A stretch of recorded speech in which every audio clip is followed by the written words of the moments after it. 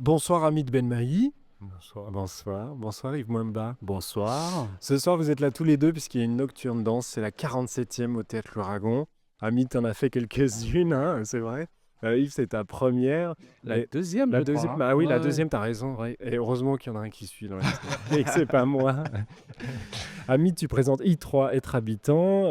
Hamid, danseur chorégraphe de cette pièce et tu la présentes avec la compagnie Hors Série. Et puis, tu as été artiste associé au TLA en 2008, 2010 et 2012 dans le cadre de Territoire de la danse. I3 explore notre relation à l'habitat à travers la danse, bien sûr, et les témoignages d'habitants. Une pièce qui invite à réfléchir sur notre chez-soi et sur la façon dont on peut vivre ensemble. Une pièce qui part aussi de toi, de ton I3, de ton bâtiment, on va en parler. Yves, danseur chorégraphe, ta compagnie c'est Semena, Oui. c'est ça. Et tu présentes Ce qu'il me reste, où tu explores les questions de mémoire et d'identité. Et tu nous invites à réfléchir sur nos expériences passées et comment elles peuvent façonner, pourquoi pas, notre présent. C'est un peu ce qui guide votre travail à tous les deux pour ces deux pièces, cette question de l'expérience en tant que savoir d'où l'on vient et regarder d'où l'on vient. C'est un peu la première question que je voulais vous poser. C'est la première question que vous êtes posée, peut-être tous les deux, en créant ces pièces. C'est d'où je viens, Hamid. Ouais, c'est en tout cas revenir sur un bout de son histoire. Donc revenir sur cette entrée, ce bâtiment I qui a été refait, qui était voué à être détruit. Bah, c'était un endroit que j'essayais de fuir au maximum et en fin de compte, je me dis, bah, il faut le creuser, il faut le questionner. Ça fait partie de ton histoire, de ta mémoire, de tes souvenirs, de tes premiers amis d'enfance. Et donc ça m'a donné envie d'avoir une parole, mais pas forcément une parole sur l'histoire entière de ce que j'ai vécu, mais que ça puisse m'emmener ailleurs. Et l'histoire de l'architecture, de la rencontre avec Christophe Hutin, de partir à Venise, à Chicago, à Barcelone, de rencontrer des gens comme Ricardo Bofill, Jeanne Gang, ça m'a emmené très très loin. Et c'est ça que j'aime dans la création, c'est pouvoir chercher et être nourri par de nouvelles directions et de nouvelles rencontres. Et d'où l'on vient, c'est aussi ce qui a guidé la pièce Ce qu'il me reste, Yves. C'est qu'il me reste. Ouais, je pense que le titre dit déjà pas mal de choses parce que moi, je pense que je suis parti voilà, de cette question de d'où je viens, mais surtout, la question c'était quel a été le clic, le déclic de ce que je suis aujourd'hui, de comment je suis arrivé à être danseur. C'est vrai que je suis né et grandi en République démocratique du Congo, la culture est très présente, la danse, le chant et tout ça. Mais voilà, d'en faire un métier, de se convaincre que je vais vraiment faire ça pour ma vie, il a fallu quelque chose dont, pour moi, je pensais que c'était un acquis, mais il fallait les chercher, il fallait trouver. Voilà, on est artiste, on s'est dit, bon, dans la création, on va pouvoir aller chercher sur des endroits, sur soi-même. Et du coup, c'est d'où cette question d'où je viens, c'est mes racines et c'est ma naissance. Je suis né de quelqu'un, de cette personne, elle est ma mère. Donc, du coup, je suis allé chercher ça. Et du coup, tout à coup, il y a un lien, un endroit, un voyage qui s'opère, voilà, jusqu'à Kisangani où je suis né. Et du coup, c'est là, ça ouvre d'autres portes de d'où vient ma mère. Donc, c'est toutes ces questions de territoire, bon, je dirais des endroits, de naissance de terre et tout ça. Donc, c'est lié au corps et surtout à la danse. Donc, c'est comme ça que ça a commencé à donner des fils, à chercher, à ouvrir des chemins sur la création ou sur la recherche de la pièce dans laquelle je me suis lancé. Et les deux pièces se répondent, et notamment sur cette question d'ancrage que vous racontez dans le spectacle. Avant de parler justement de ta mère, de ton bâtiment, des témoignages d'habitants, est-ce qu'il enferme ou est-ce qu'il est un point d'appui pour s'émanciper cet ancrage? Et peut-être ma question c'était, quel a été le point d'appui pour vous? Quel a été le déclic, on pourrait parler de ça, qui fait que vous arrivez à devenir chorégraphe, danseur? Est-ce qu'il y a un moment dont vous vous souvenez, ou des moments, Hamid? Moi, déjà, c'était de danser et d'oublier ma difficulté comment dire, à exister dans la société. Étant petit, la danse, ça m'a permis vraiment de m'évader de tous les problèmes que j'avais à la maison, à l'école, dehors. J'étais comme un souci ou un problème. Et je me disais, je comprends pas, j'arrivais pas à comprendre le monde qui m'entourait. Et donc, j'en parlais dans un spectacle qui s'appelle Chronique, ce qu'on avait fait avec Michel Schweitzer. Puis cette quête de questionnement, de réponse, d'identité, comment je suis né ici, comment j'ai grandi ici, pourquoi mes parents sont venus ici, les origines algériennes, repartir là-bas au pays, chercher. Avec Guy Alouchery, on est allé là-bas à Mostaganem, on a creusé ces questions-là. Et puis en fin de compte, se dire que la danse, c'était ma deuxième école et ça me permettait de voyager. Grâce à la danse, c'est créer des pièces, c'est s'instruire, grandir, avoir une équipe, Hmm. rencontrer du monde, avoir des responsabilités. La chorégraphie, c'est mettre la danse au service d'un propos qui était la question identitaire. Et la danse hip-hop, aujourd'hui, je me dis, mais elle a pris une telle envergure. Et aujourd'hui, de travailler sur architecture, c'est quelque chose que je n'avais pas imaginé. Donc euh, voilà, cette question de savoir d'où l'on vient, aller chercher, creuser, mais aussi s'en émanciper.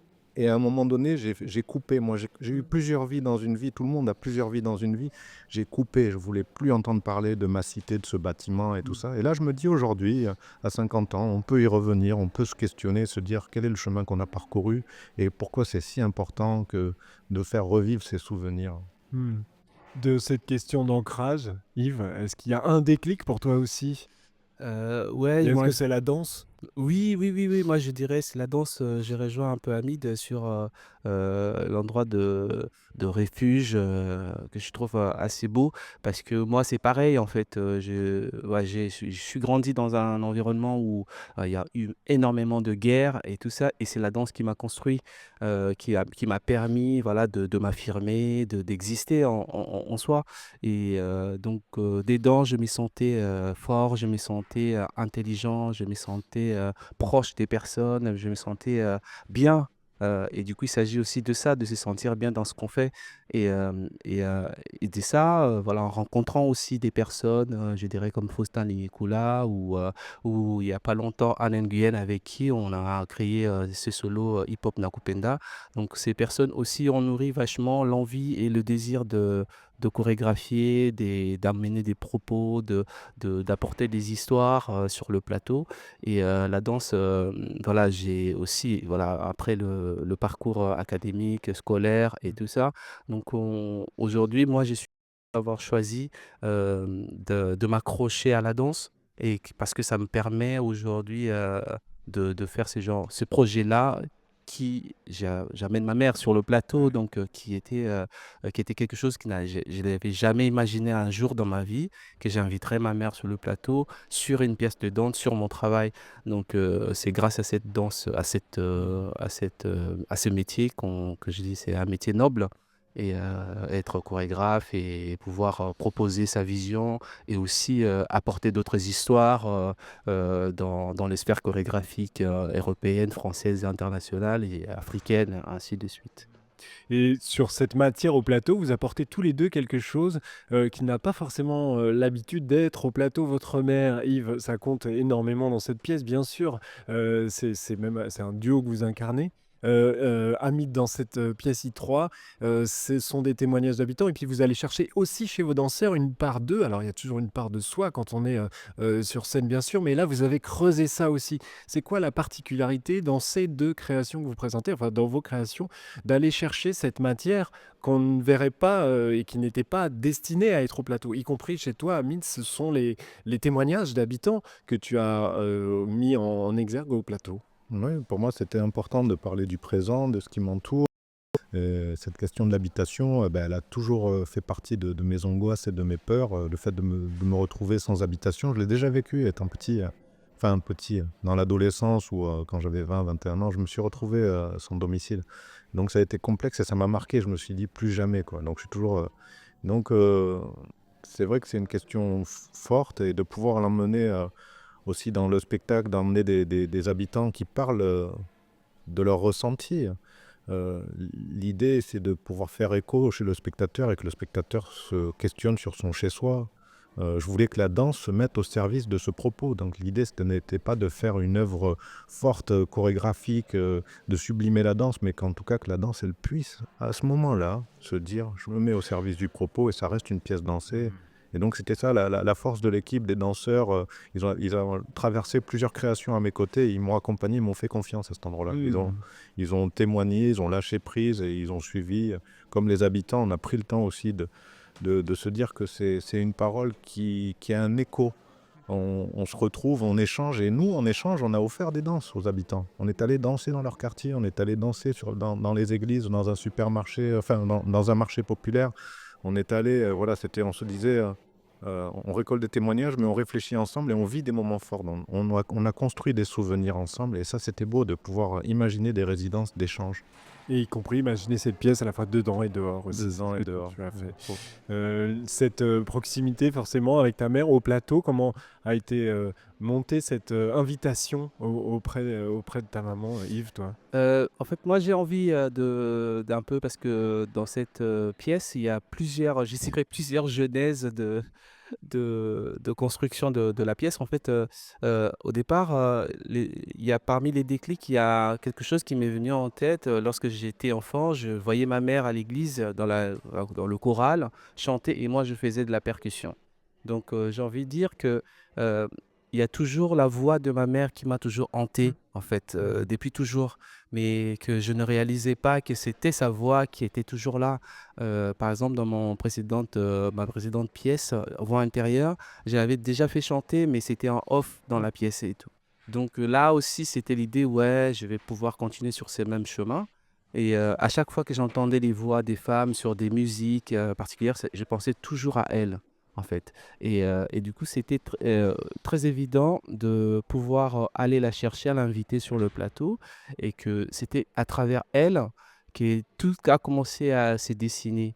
Et même des cassettes, quand je suis retourné à Kisangani l'hiver dernier, demandé à ma mère, à mon père, les cassettes, à l'époque, les bandes cassettes, et pour ceux qui se rappellent encore, qu'on enregistrait, les fêtes, les deuils et tout ça, que j'ai numérisé.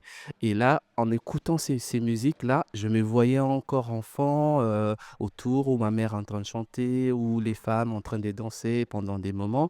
Je me suis dit, tiens, c'est vraiment ça que j'ai envie de toucher, c'est vraiment ça que j'ai envie de tirer, j'ai envie de les déchirer, j'ai envie de reconstruire, de coudre des choses autour de ça. Et d'où cet endroit de l'archive, en fait, qui m'a beaucoup euh, touché. Et c'est comme ça que je me suis dit, bon, avec ça, les prismes par lesquels moi j'ai envie d'entrer sur cette pièce. Donc, voilà, ce sont ces côtés-là voilà, j'amène ma mère à cet endroit pour pouvoir, voilà, écrire la pièce. Et c'est ce qu'on voit ce soir. Donc, I3, être habitant, et ce qu'il me reste, I3, ami de Venmaï, ce qu'il me reste, Yves Mwemba. On découvre ça donc dans la Nocturne Danse 47. C'est une soirée en partenariat avec le Festival Calypso. Merci à tous les deux, vraiment. Merci On vous laisse y aller. À l'heure où beaucoup. on enregistre, vous dansez là dans 1 heure pour Hamid. Il faut vraiment y aller. On se retrouve pour la Nocturne Danse 72. On verra. Yes. Merci beaucoup. Merci. Et à bientôt. Yes. Yes.